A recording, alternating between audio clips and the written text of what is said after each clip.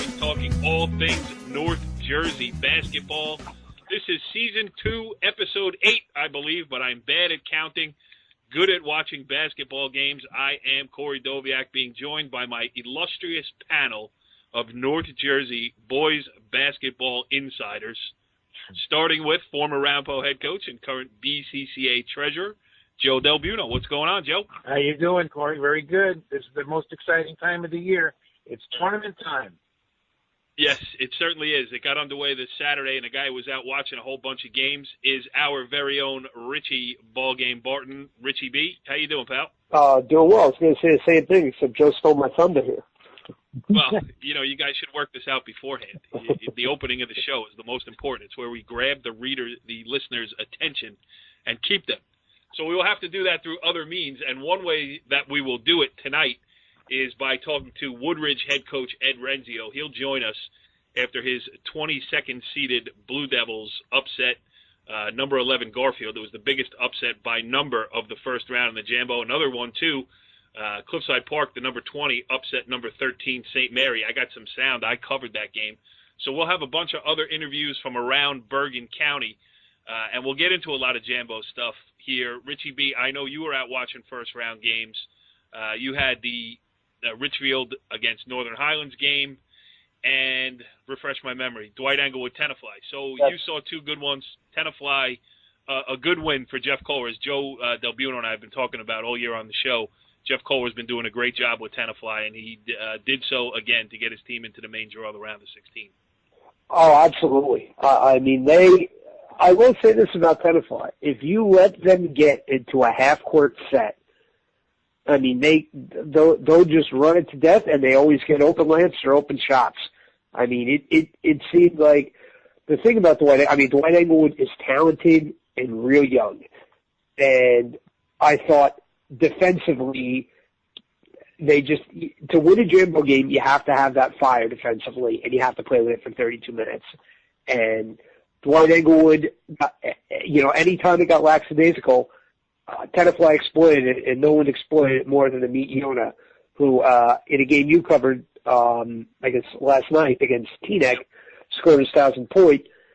He had 32, and he was outstanding. I mean, he was just shooting the lights out, grabbing rebounds, finding open teammates for layups. I mean, they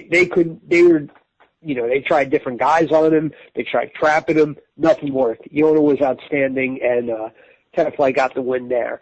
Highlands, though, out of the four teams I saw, Highlands was the most impressive team. Yep. Would you like me to elaborate? Had a big game. Hey, Alex Starr, big game. Richie Holly, tough inside. They're just, I don't know. Here, put it to you this way. If you watch them, you wouldn't be wowed by them, but you'd walk away saying, wow, that's a pretty good team. Yep. And I saw them early this year, and I caught them on a bad night. They were undefeated going into the Rampo game, and one of their players got hurt on the night I was there, kind of sucked the energy out of the team a little bit on that night, and that was a tough one. But, just about the rest of the year, they've been playing great, and you saw them in good form, which was good. Glad we were there to cover that one. Yeah, absolutely. They recovered very much from that injury. It took them a while, I think, a couple of games, and I guess the Jamboree really, like it does with most teams, it just pumped them up and got them ready to start playing at another level. So, but I thought Highlands was one of the question marks, going into that tournament. But boy, they had a good matchup and they played well.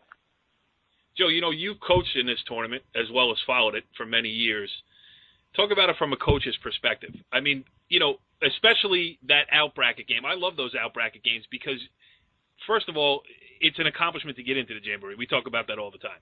Second of all, to win that first-round game and to get into that round of 16, that makes your season. Like, for a team, not a Bergen Catholic, a Don Bosco, for the ones who are really trying to win it. Not that everybody's not going to go out and play their hardest, and not that crazy things can't happen.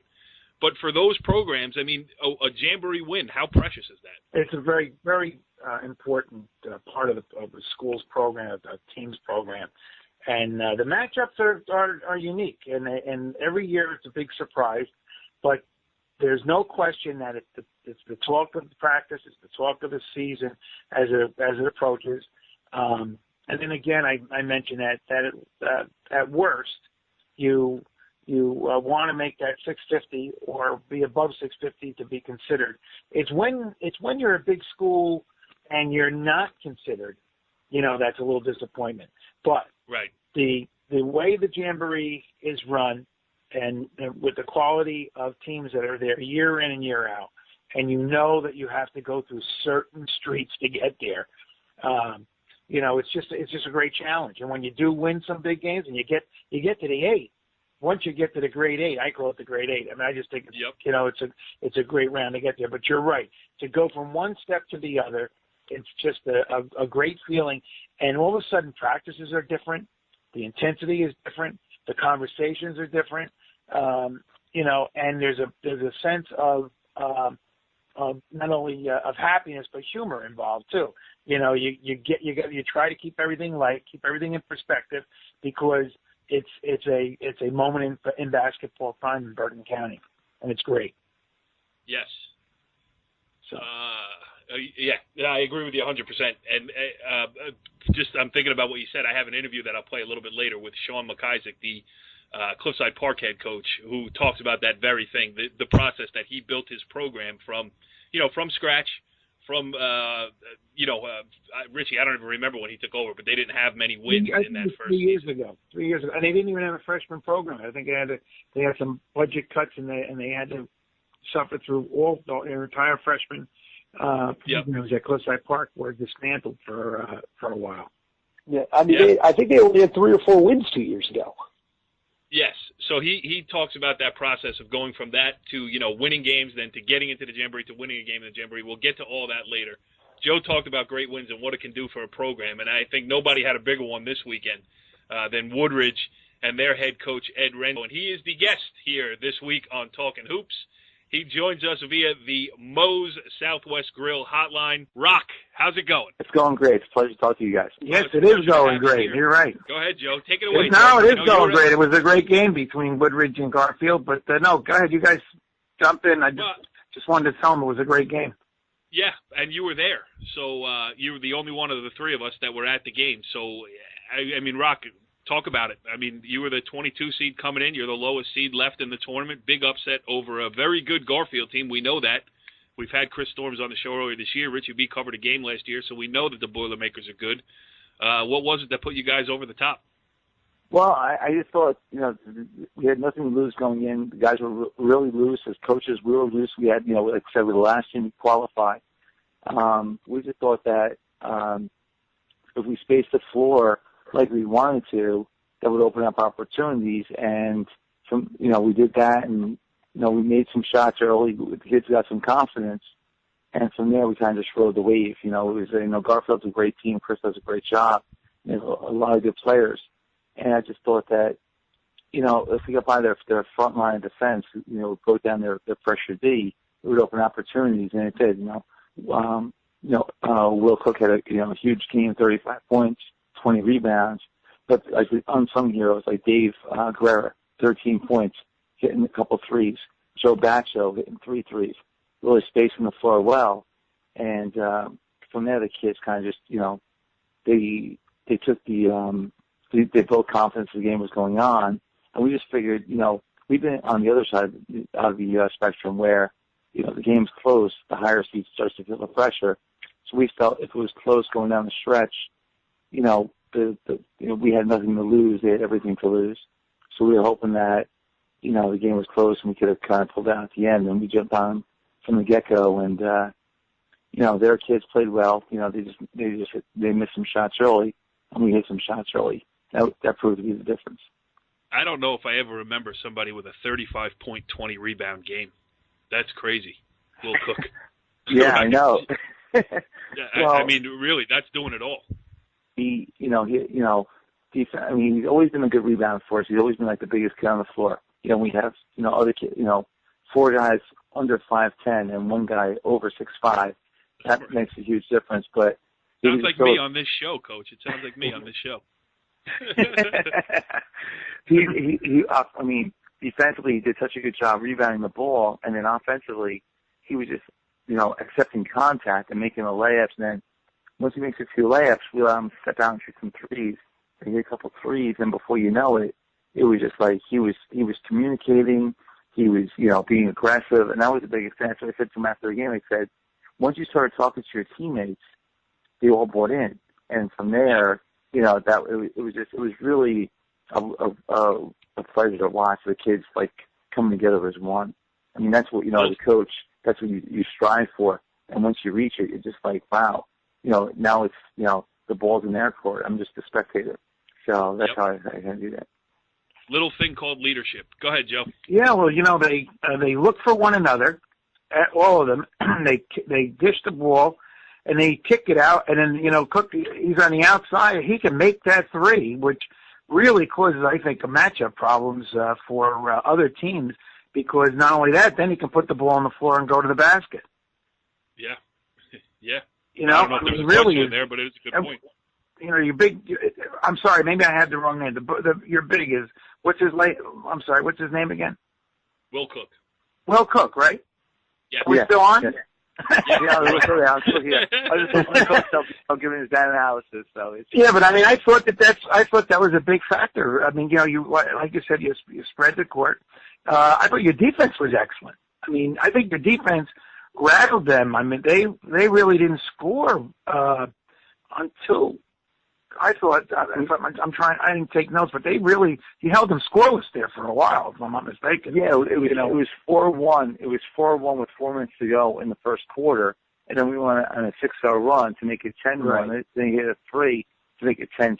But, the one thing is, like you said, we went to the game plan of saying, no, we're going to take Cheatham and Basic, try to deny them the ball as much as we can and make the other 3 guys beat us. And if they do, credit to those 3 kids, and they missed a couple of shots early.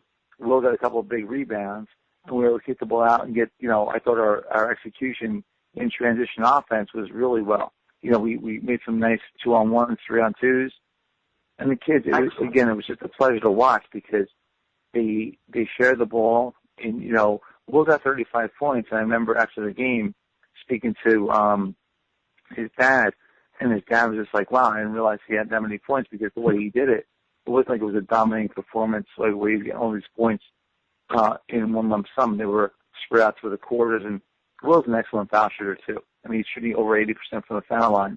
And, he was getting, we were in the penalty going into the second quarter. So every time he got bumped, we were getting the whistle, and he was able to knock the foul shots down. So that was huge. So. Go ahead, Richie B. Has it been, a different kind of adjustment for you personally as a coach, being that, I mean, even though you had Vin O'Byrne a couple years ago, mainly your offense for God knows how long has been tailored around guards and speeding up the pace and just making other teams uncomfortable. And now when you have a kid like Will in the middle who, when he gets hot, can dominate, has that affected how you coach, do you feel, or is that, hey? I mean, it's the irony is we've always been, I mean, I took over the program in 97, and we had one boy over 6 foot. Everyone else was under. So we figured pressure defense, up-tempo offense would be fine.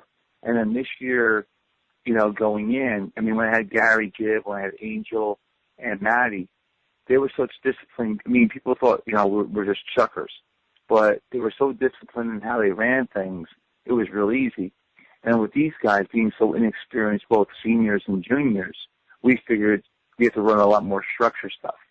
So by doing that, we our emphasis the entire time was either get the ball into Will in the post or Ernie Day, who was our point guard last year, who grew and now is our post player.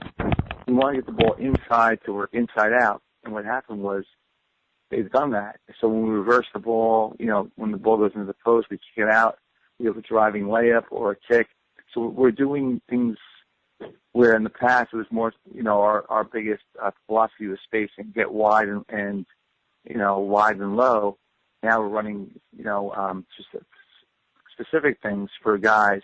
And Will is a good passer, Ernie's a good passer out of the post, and we're able to capitalize on it. Joe, that's a great lesson in coaching right there is structuring what you do to your talent, not the other way around. Yep, and what they've been able to do is they give you about Woodbridge gives you about 3 or 4 different looks: the high post, the open look, the set plays, and then the 3 cutters off the top of that post, and you end up with the ball either in the hands of the guard going in for the layup, or then he dishes it right back to Cook, sliding down the center of the 3-second line.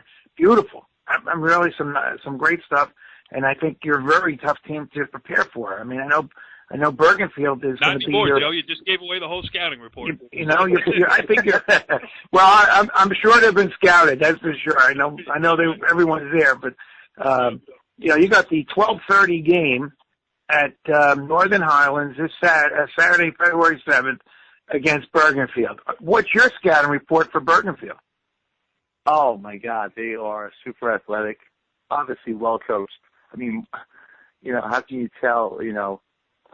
Marty's got more wins than any coach in Bergen County history. He's a glutton of detail. We're just playing with house money right now. We're going to go in and we're going to do what we do. We're going to mix up defensively. We're going to try to space the floor offensively, and whatever happens. I mean, it's a great ride. I mean, the Jamboree is by far, I think, the best tournament in the state of New Jersey. Like you said, it gets the most accolades. It can make your career as a coach. It can make your career as a player. And to me, it's a whole lot of fun. Corey and I are about the same age, and we grew up to the age where the top 16 teams played every round of Hackensack, and you have a great year, and you wouldn't qualify. And now they give you the 650. That opens the door for the Cinderellas like ourselves. And like I said, we're playing with house money. Bergenfield's a great team with good athletes and a phenomenal coach. I mean, I've known, Marty since I played. And then it's been, I've been out of school for 25 years. And at that time, he was a phenomenal coach. And, we get better as the day, hopefully you get better as the years go on. And he's coaching some thoroughbreds. So I'm just hoping, if we keep the game close, sometimes the ball bounces your way, sometimes the ball doesn't. So, I like, we're playing, like I said, we're playing with house money, and I'm just hoping for the best.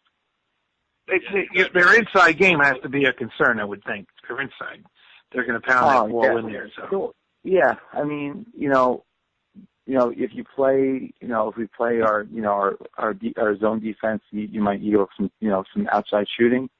If you play a jump defense, you might give some inside scoring. So I think we have to try to manage the game where, we're mixing up to how they're going. If they're hitting from the outside, and we adjust our defense. If they're patting the ball inside, we adjust our defense. So, it's going to be a chess match, and you obviously have to pull it out at the end. But my guys have worked really hard all season. They worked really hard all season. My coaches' guys.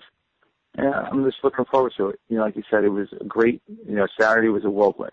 You go into Garfield, you have nothing to lose, and the kids came out on fire. They were so relaxed. It was nice to see. And then, you go into Saturday at Highlands, and I'm hoping that my wife will bring my son. That's one of the things he doesn't get to see too many games. He dribbles and shoots all the time in the house.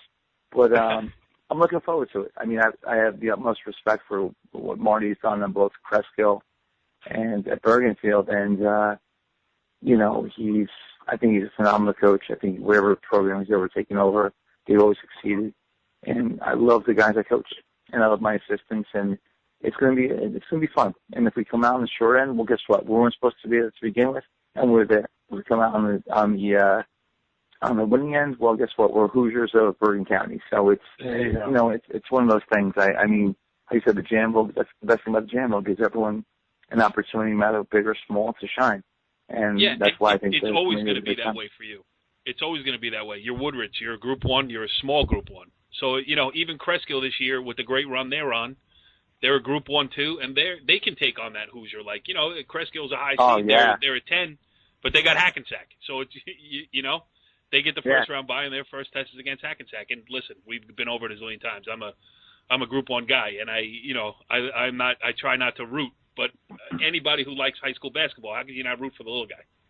Oh, yeah, and I think, Mike does an outstanding job at Cresskill. I think his team is super talented. So, like you said, when push comes to shove, we all root for the little guy.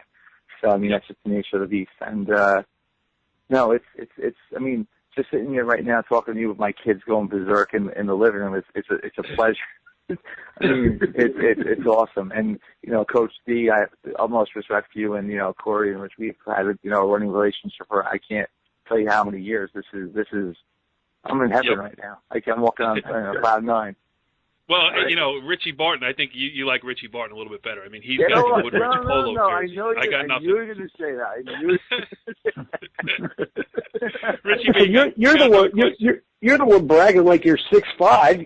Listen, it's hard to fit into a polo shirt. I'm a little fella. I'm only 5'8". It makes it easy. All right, ask him a question. You guys are going back in history a little bit because people are maybe listening to this. They don't realize that the schools at one time were closed out. The smaller schools, they may have had an 11-3 record or a 10-4 record. I can remember Austin Malice and Garrett Kreitz were playing at. One was at Fort Lee, one was at Garrett Kreitz, I think, was at Creskill with Marty, and Austin Malice was over there in Fort Lee. They never played in the Jamboree because at that time it was only a 16-team tournament. And what benefits of the changing has at least they established a criteria for schools to shoot for, whether it be large, and in some cases the large schools have to start shooting for the 650 as well. And if they're 500 or better, they got a good shot at being an at-large school, selected for the tournament. Because maybe of the strength of their schedule. But the small schools, and we have 54 in the high school, 54 high schools in Bergen County, and a lot of them are the smaller schools, and they can't get away from the matchups that they have in the leagues and the conferences that they're in. So, but I just think it's a good thing that you're in, and that you're making the most out of it, and you beat a 3.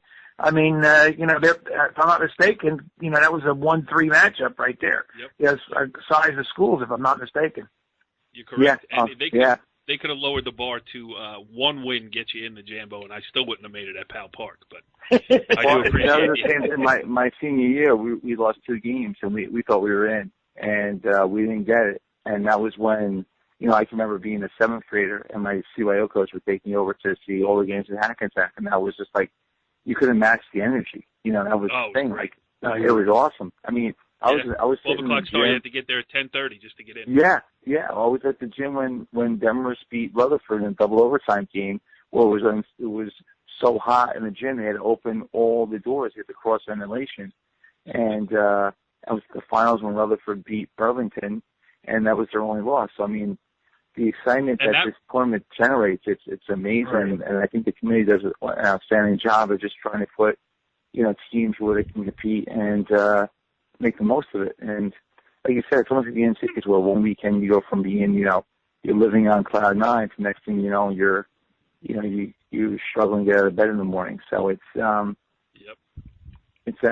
that makes it so special. Like these kids, like I said, we had Greg Matura at the gym today doing some things, and he talked to Will, and he was kind of, busting on Will, like, listen, when you get older and you have a pot belly, you can't get, you can't run up and down the court. You can show your kids or your nephew. Well, that really hurt. That really hurt when you had it's one thing when you went after the guys with height, but then you had to talk about the pot belly. That really hurt. Yeah. Take it from me, a guy who suffers from both. So that was, all right. Very good. Ed Renzio, head coach at Woodridge. We could do this all night, but we'll save it for another edition. Pull another upset, pal, and you're on again next week. All right, sounds good. Wow, interesting stuff there with Ed Renzio. You could tell he was pumped up, and why shouldn't he be? Group 1, 22nd seed, last team in. He's still standing there in the round of 16. And Joe, I know you can't help but be happy for the guy. Well, you know what? I've seen the team play, and it seems like they're getting better and better. But what they do is a throwback to what he had a couple of years ago. They shoot the threes. I mean, every one of the 5 players that are on that team and that includes Will Cook, who is a legitimate 6'5" big man, and should be looked at by some local schools, certainly Division III. But this team is a dangerous team. They handle the ball well. They've overcome an injury or two. He plays a couple of different defenses like he was explaining, to try to find out whether the teams are going to be shooting from the outside or they're pounding it inside. And I think against Bergenfield, knowing the team that Marty has this year, you got to play inside out first. From what I see, it's going to be a very, very interesting chess match. But I really think that Woodridge is as dangerous as they've ever been. Whatever history they've had, and aura about Woodridge, and what Eddie has done over the years with the way teams they're scoring. I mean, people used to look at the paper and say, well, let's see how many points Woodridge scored, tonight. Right. 82, 94, whatever it happens to be. So, I think that that program that he has built has created a situation where if a player feels, hey, if I can shoot and I can play defense, I'm in, which everybody would say. But this particular program encourages the three-point shot. Every one of them are looking for that three, and they can do it. Absolutely. And, Richie, we've seen it before with Woodridge. I mean, all they got to do is get hot. They're the obvious underdog against Bergenfield, and Bergenfield, if you were picking that game, 9 out of 10 people would take Bergenfield. But we have seen those nights in Woodridge where everything just goes in. Yeah, absolutely. And, again, the key to Woodridge is that generally, as Joe just touched on, even their bigs can shoot it. And as he touched on also, that creates a matchup problem. And that brings Bergenfield's size advantage away from the hoop. Right. And if they can hit those shots early, that could set the tone of the game. That's a good point, Rich. That's why I call you one of North Jersey's top boys basketball experts. I mean, you just broke it down there, pal. All right, you guys ready for a brand new feature? I was out covering a couple games too over the weekend, and I, did some interviews, and I think these people should be heard from as well. We'll go around the rest of the Jamboree with our brand new feature here. Joe, you ready for this? Here we go. Listen to this. Yeah, I'm waiting. And now it's time to play everybody's favorite game here on NorthJerseySports.com's multimedia presentations. It's Empty That Recorder, sponsored by the Bergen County Education Association. Bergen County Education works because the BCEA works with you. Joe, you like that triumphant music? There you go. Wow. We are really moving into another level here. I feel like a Brad Papa right now. I'm going to empty out my recorder and talk about some of these things here from the game. I was at Ramsey's win over Rutherford in a really well-played game. I mean, it was 70-60. Both teams made shots. I am, as the already acknowledged tallest member of the staff here at NorthJerseySports.com, I always like watching the bigs play, and I really like the junior center for Rutherford, Regan Scanlon. The kid played great inside in the first half. I mean, really, Ramsey didn't have much of an answer for him. Mike Pepper, who's a great two-sport athlete, I'm not sure if he does anything in the spring, but I know him from soccer, and also, from basketball, kids averaging a double-double. He did a great job defensively, and it was a 10-0 spurt in a minute and 39 of the third quarter, and it was a 10-point decision at the end. So that was obviously the most important part of the game. And it's a great win for Ramsey, too. Had not been in the tournament since 2000. Don't know when the last time they won a tournament game was. And you could tell that all that really was a source of pride to get that win, as you can hear with this interview with Ramsey head coach Kevin McGuire. Congratulations. Thank you. Second of all, I thought it was a well-played game. I thought you both executed. And, for that many points to be scored against the zone, I think it shows that you both executed. Yeah, I think so. I mean, credit to Rutherford. I mean, they played great. They gave us all that we certainly could handle. I have no idea how many threes they hit, but it seemed like just about all of them. So, Yep. and then we gave them some second chances on misses too. So they played really hard. I'm really proud of my guys for hanging in and just really fighting to the end. And it was a great game. I mean, I tell you what, it's been a long time since Ramsey's been in the Jamboree, obviously, and my first time ever here. And it's fantastic. It's tournament time, and that's actually, we need that right now. So that's great. I know that 2000 was the last time you were in. Do you know the last time they won a game? I have no idea. Yeah. I have no idea. Forgive me if Corey already asked you your evaluation of how you played. I thought we played hard. I thought we played well. I thought Rutherford played fantastic and really gave us fits, gave our zone fits. Man-to-man, we were kind of trying to hang on to man-to-man until the second half, so we were fortunate to be able to do that, and I think that kind of really made the difference for us defensively, and being able to get out on offense a little bit better too, out of the man-to-man, some turnovers. But, I'm happy with my kids. We didn't shoot very well from the free throw line, I'm pretty sure. I don't know I haven't seen what the stats are, but they're not good. And, if we had shot a little better from the line, then we could have made it a little easier on ourselves, maybe a little earlier. So I thought the big difference was, obviously, the big run in the third quarter, but you did that off your defense. I mean, you were able to cause a few turnovers there and get out in the open floor before they could set up. So the man-to-man really helped us out there. And that's not, I would say that our defense is our 2-3 zone, but our man-to-man is something that we can go to hopefully have good things happen, and then a couple other things we can do as well. But that was really a turning point for us. That was really, I think, a turning point in the game in that third quarter, was for us to really kind of get out and have a cushion that even when they hit a couple threes here and there after that, it wasn't really it didn't put a lot of undue pressure on us. Thank you, Jim. I thought I've seen a lot of those kids play big games in soccer, and like an unsung kid today, Pepper, just getting in there and throwing his body around against their big guy. The big guy really hurt you in the first half. Second half, I thought you did a great job of neutralizing. Yeah, I mean, thanks, Charles. Thank you. Yeah, hey. I think that we really wanted to kind of make him make some shots before we really started to figure out how we wanted to play him, and he did that. I think he probably hit his first. He might have missed one in there, but he was probably 4 for 5 or 5 for 6. It felt like in the first half, and so that's something obviously we covered at halftime. And Mike Pepper did a great job on him. Mike Pepper has done a great job all season.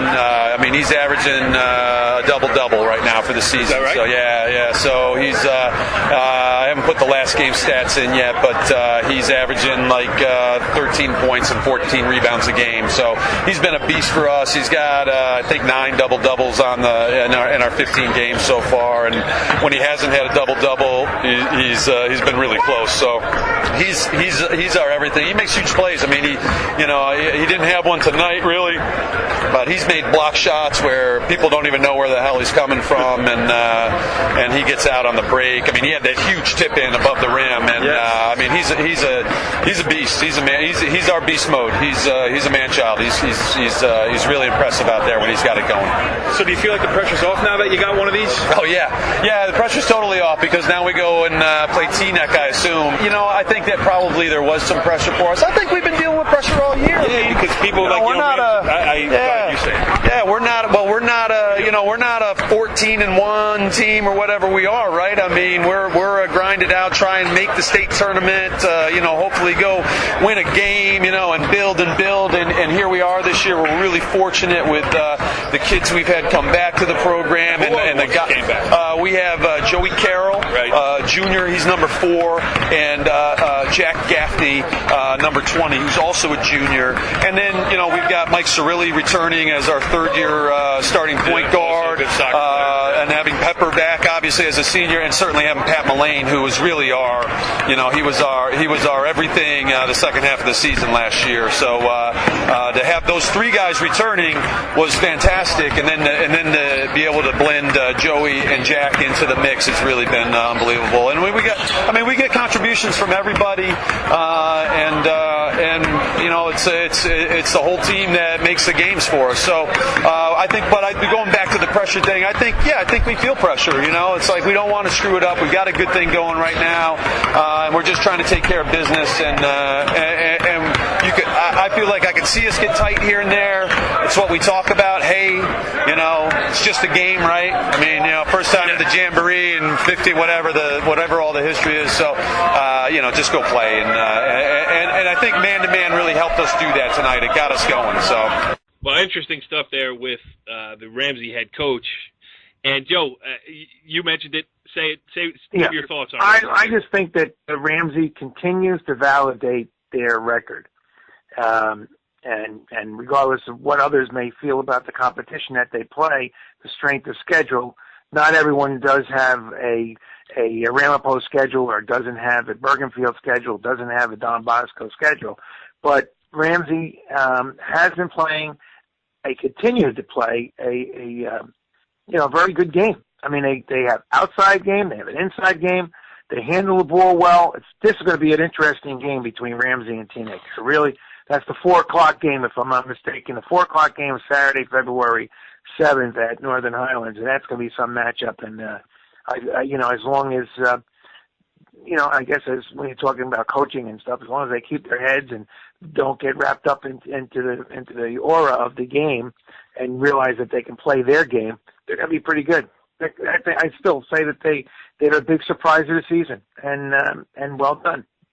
Yes, yeah, and they are as good as their record for the schedule that they're playing. I mean, they're not doing it with mirrors. They had 3 returning starters, and then 2 kids come back from parochial schools to make it 5 starters, and off they went. So good stuff for Ramsey. They got a chance to further their reputation this week in the round of 16. That's going to be a fun one to watch. All right, the other game that I was at, and I mentioned it a little bit in the opening of the show, was Cliffside Park's victory over St. Mary. And listen, Richie B, St. Mary, you've seen him this year. You've seen him on a good win against Woodridge. Interestingly enough, against Cliffside, they just didn't shoot the ball well. I mean, I think they were 12 of 44 from the field. And I think the loss of Dino Broderick, although Brian Gassion's done a great job with kind of covering up for that, in a game like that where there's really nowhere to hide, those things can kind of catch up to you. No doubt about it. And when you're shooting, under 30% from the floor, I mean, bottom line, you score 29 points in a high school basketball game, good chance you're not going to win. And you gotta be able to put points on the board. And what Broderick brought to the table is when I saw them last year, saw them a handful of times, and whenever they got in the slump, they were able to get the ball to him, and he seemed to instantly get their offense back into rhythm. And I think the Gales are still looking to try to find that. Some nights it's been Tim Carmen, some nights it's been Amir Hicks, but I think inside is where they really need to have that presence. And Broderick was an inside-outside kind of guy. So, I mean, I don't – moving forward – yeah, he's a tough matchup. Yeah, moving forward, they have to develop an inside presence, or it's going to be more of the same in big games. But I think they'll get it together, and I think they'll find a way to use that experience of losing to Cliffside to become a better team down the road. Absolutely, and on the other side of it, Cliffside obviously elated with the victory, and their scoring output was interesting. You had Shant Karajelian, who had 14. You had Gabriel Valerio at 16, Julian Guzman 10, Jafet Lamouth 6, and that was it. 4 guys scored. 4 guys got the job done. They were able to make enough shots, and it made one very happy coach, as you can hear in this interview with Sean McIsaac. My initial thoughts are I don't know what we get every once in a while when we come out and play, but in terms of like an effort and a coachable group of kids, they really are, and they bought in because we didn't defend really against Ramsey. I think you saw us. I thought against Lodi we didn't defend. We talked about taking charges, and we talked about defending and playing with a passion and a purpose, and they did. And I'm just so proud of the kids that really, it's like amazing. They don't let stuff faze them. And then, you know what, I was nervous going into the second half based on the fact that we didn't hit shots, they didn't hit shots either. And I thought that they were an athletic team that could have worn us down. So really our whole halftime was geared towards 16 minutes to play, give us everything you have, handle the pressure, you've been there before, and I think they did an excellent job in the second half of it. And I'm just really proud of the fact that they're so resilient, they bounce back, and that's just an awesome it's an awesome thing to see, and I'm very, very happy. making those shots. He didn't force them, but you got him like 3 open looks, and he made all 3, and that just kept you, moving in the right direction. 100%. And he's a shooter, so as a shooter, don't get down if you miss a few. He missed a few against Ramsey. He was reeling a little bit against Lodi. He came out today, and he wanted to shoot it, man. It's just great to see him knock one down, and then it just starts to kind of snowball for a positive. He used a little shot fake here, hit a 15-footer. I thought that was a huge play in the game, I just, for the program, we've been talking about how much it means to get in here, how much it would mean to win. And you just, listen, that's a tough first-round matchup for you guys, and you got it, and now you're in the main draw. 100%. Like Joe, when I coached with Joe Finizio, he would just talk about how hard it was to win basketball games because, early on and stuff in the development and staying the course with his program, I was able to learn a lot about that. And when it was our time, like now all of a sudden, it's hard to win games. Now we're winning games. Then what's the next thing that you're trying to go for? Getting to the counties. We get there to win a game in the counties. That's like a hard thing to do, and we did it, and like we're still kind of continuing to build off of what we do, and I mean the seniors are like Marquise Wright is the most unsung person in our team, in our program, and he's just a kid who's been with us for 3 years, and he's been through the ups and the downs, and he plays 3 sports, and to his credit, if he struggles in football or something, he continues to come in every day and work, and he's just like the kid that I want my daughter to marry one day. Just an unbelievable person, and I don't think he gets any sort of, accolades based on the fact that he's not scoring, but with him out of the game, we're a different basketball team, and I'm just so happy to have a kid like that, that can play with us and help us. Richie, I don't think Sean McIsaac has any kids. No, he doesn't. That was easy to say that. You're right. Unless the kid was asking him to find him a girlfriend. I don't know. Right. Maybe we should leave that right there. The other first-round winner that we didn't mention, and we'll catch up with them this week in their game against Don Bosco Prep, is Mawa, and Mawa has been playing as well as any public school in Bergen County for the last couple of weeks, and we should have been there long ago to see them, but we will get a chance to catch up with them this week. All right, so that's a wrap on the first round. Let's just go quickly around the round of 16 here, pick out a couple interesting matchups. Teaneck is the 4-time defending champion, as should be noted, certainly. You got an interesting one, Richie, Ridgewood against Dwight Morrow, the 8-9 game. You know me, I'm a stickler for the obvious, and that should be a good one with 2 contrasting styles and 2 good teams. True. Well, I wouldn't agree with you on the contrasting styles. Well, I haven't seen Ridgewood is a very balanced team in the fact that they can, they can slow it down and run an offense and have everyone get a touch, but don't be mistaken. They like to push the ball up the floor, and Tyler Sullivan can really finish at the rim. Lefty guard, they just got a bunch of tough kids, and I don't know. I like that team. I like that team. I like the fact that their ability to adapt to how the game is going. If you want to speed it up, hey, we can speed it up with you. But if we feel that you can't run an offense, or they know when to slow it down and when to speed it up. I think. If you want mine, I'm going to give you Cresskill. The Cresskill Hackensack game is going to be a great game. I think that Cresskill is going to give everything they can to cause Hackensack a problem, and could walk away with that. Could get a win there. I like Cresskill in that game. Senior leadership versus a very young and talented Hackensack team, but very young.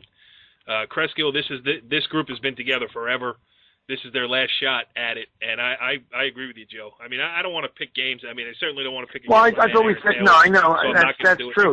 We've had Aaron on the show, and we've seen them grow as a team and everything. But I thought we were looking at the matchup. Yep. Which one was the best match for me out of the 16? I think looking.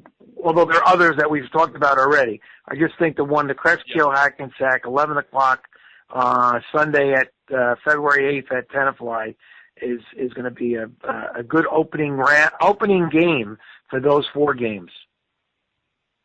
Yes, I agree with you 100%. And listen, every team has a chance to win. If you're one of the 16 best teams in Bergen County, you got a shot. But I think people would be shocked if Tenafly beat St. Joseph. I think people would be shocked if Mawa beat Don Bosco. And you know what? Richie mentioned it earlier. I covered the Teaneck versus Tenafly game on Tuesday night. And it was the first time this year that I've seen Teaneck, and I'll tell you what, the rumors of Teaneck's demise are greatly exaggerated.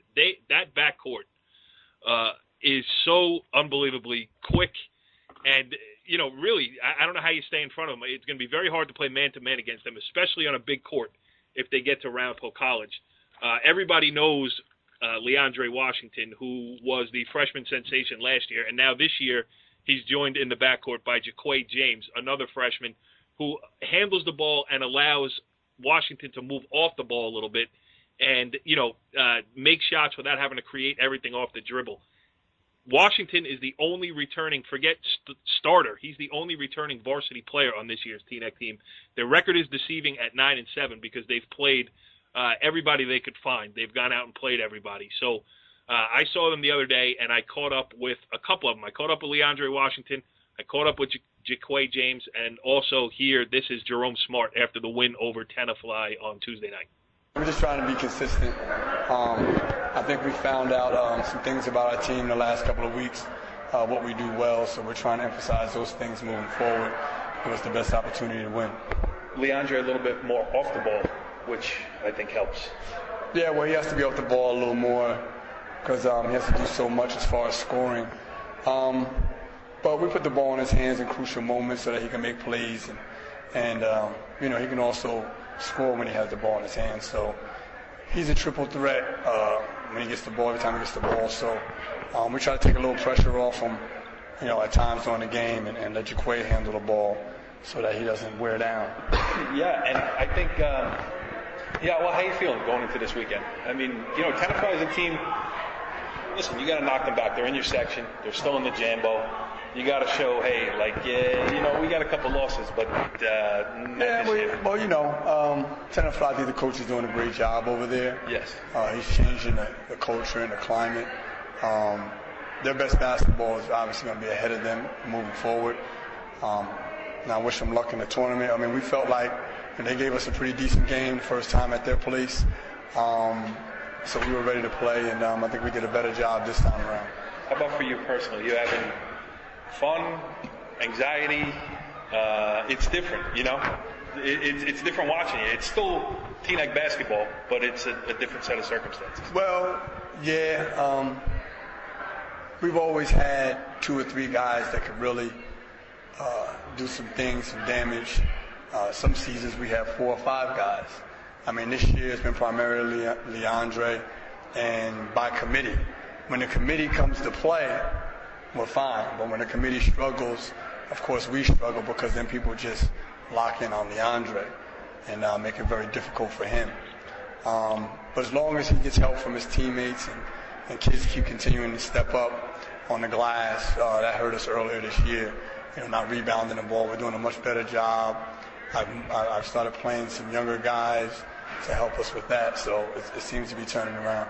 So I think you can still win. I think we can win too. I just think that we have to rebound the basketball, and I think that his supporting cast they don't have to do a whole lot, but they have to do enough to keep the other teams honest. Screens, great rebounds, right. Rebound, screen, get loose balls, and do just enough on offense, finishing layups. Knocking down 10-foot, 12-foot jump shots to help, relieve the pressure, and then he can go. So we'll see what happens. He's getting a chance to coach. I mean, he's had the best team the last couple of years, and this year, he's getting to show off what kind of he really is a good coach. I mean, no doubt about it. I think their record is deceiving because of who they've played and how they played.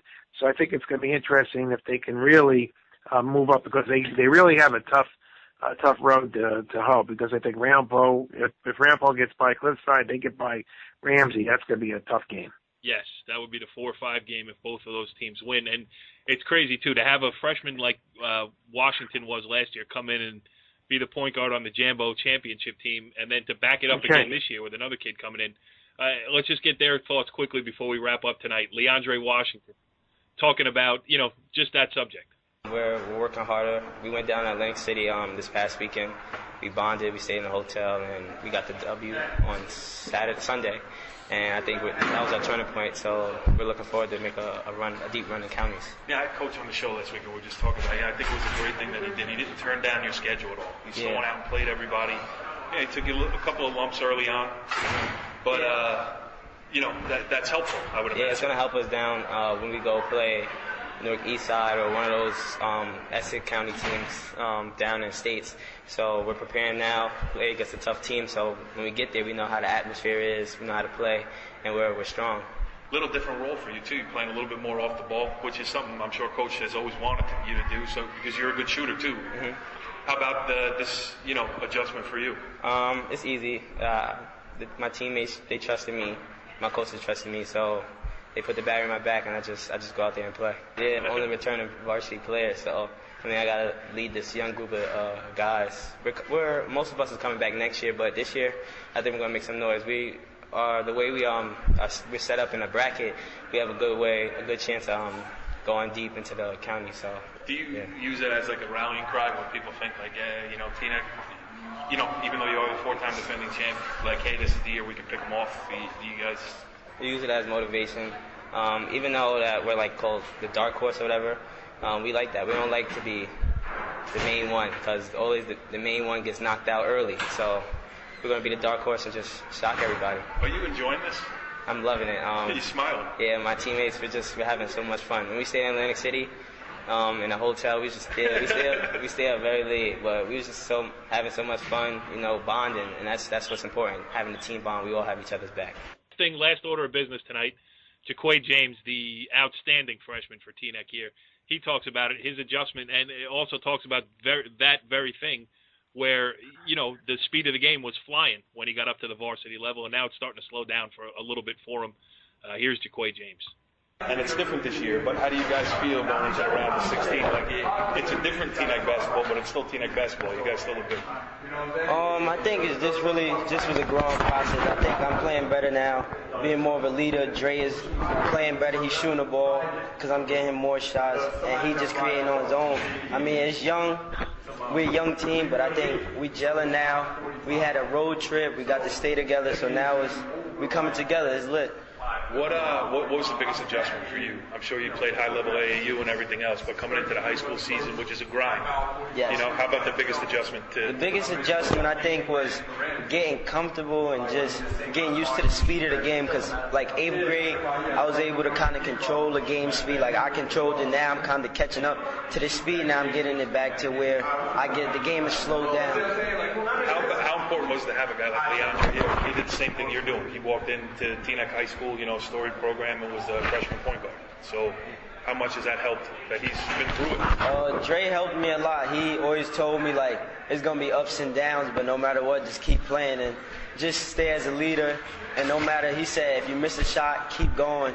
He said, if you miss a shot, just keep shooting because we need you to score the ball as much as we need you to be a leader too. And he even told, this was a funny story. He said, like, my first 3 games, I had 0 points. And I told him, that won't be me. Not me. I can't. And it's so funny because the first game I had 9, then the game right after that I had 0. But it wasn't because I played bad. It was just like, my shots, I wasn't able to get them all. But now I adjusted, getting more shots off and more assists. So my game got way better. So how pumped are you for this Jambo run here? The feeling is crazy. Every game, you can ask Dre. Like, usually we get dressed in the third quarter. I'm in here 5 minutes right after the first. I'm excited. Everybody's excited about the Jambo, Joe.